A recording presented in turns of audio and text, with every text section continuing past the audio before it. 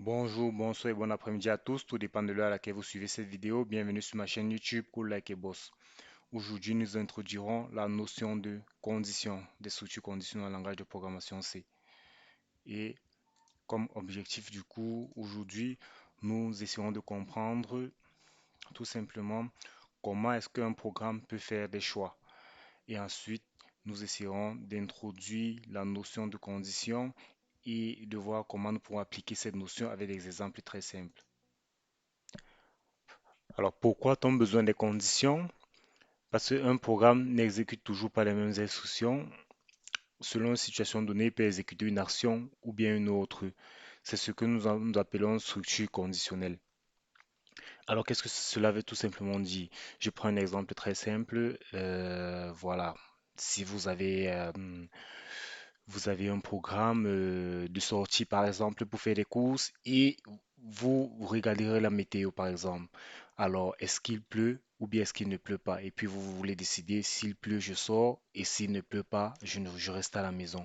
Alors, ici, pleuvoir ici est la condition de votre sortie parce que votre sortie de la maison dépend du fait qu'il pleuve ou pas. Donc, ici, en quelque sorte, ce serait un peu une structure conditionnelle. Et c'est très important aussi en langage de programmation C. Et, principe général, nous avons qu'une condition est une question à laquelle le programme répond pas vrai ou faux. Un peu un bouléon. Selon la réponse, une partie du code s'exécute ou pas. Tout comme l'exemple que je viens de prendre.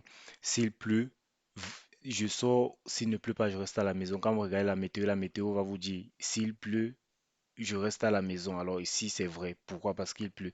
S'il ne pleut pas, je sors. Est-ce qu'il pleut? Non, c'est faux.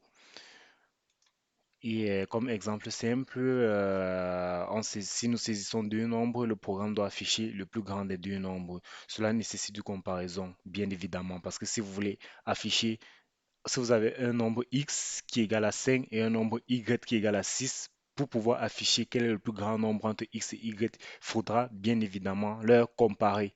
Comparer la valeur de x à celui de y et puis donner le résultat de la valeur plus grande.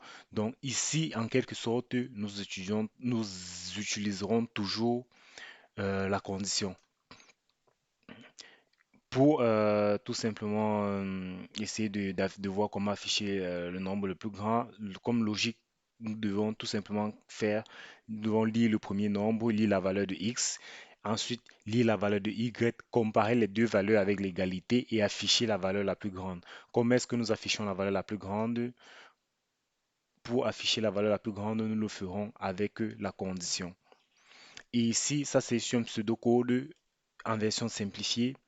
Ici, nous avons au début, nous lisons A, ensuite nous lisons B, ensuite ici là est la condition. Si A est supérieur à B, alors nous affichons A, sinon nous affichons B. Nous affichons B rien que quand A n'est pas supérieur à B, autant pour moi. Ça, c'est un peu le pseudocode de notre condition. Et maintenant, la syntaxe généralisée en langage de programmation, c'est nous avons la if, très très important, qui est un mot-clé qui veut dire si pour la comparaison. Donc, nous avons si la condition, alors instruction vraie. Else, ça veut dire dans le cas contraire. Donc, quand nous ne sommes pas dans if, nous sommes dans la else. Instruction, si faux. Instruction, si faux, autant pour moi. Et puis, comme petit exemple, ici en langage de programmation, si nous avons ce petit exemple que nous verrons, ici, nous avons A et B, nos deux nombres A et B. Nous récupérons la valeur de la variable A et ensuite nous récupérons la valeur de la variable B.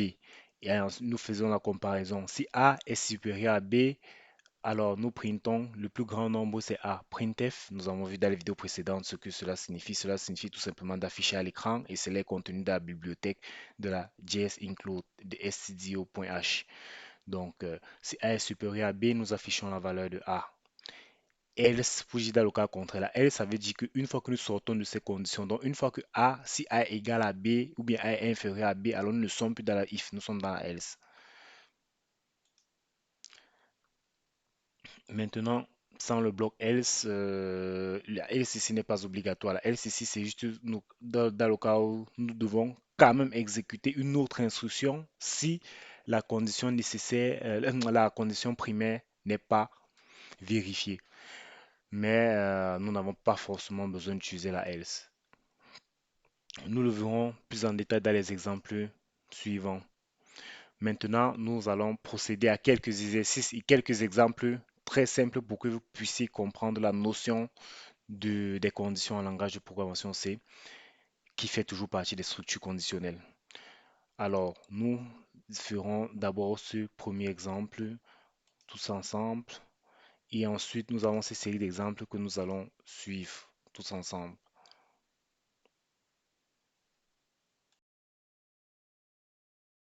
On se retrouve dans la prochaine vidéo. N'hésitez pas de vous abonner, de liker et de partager.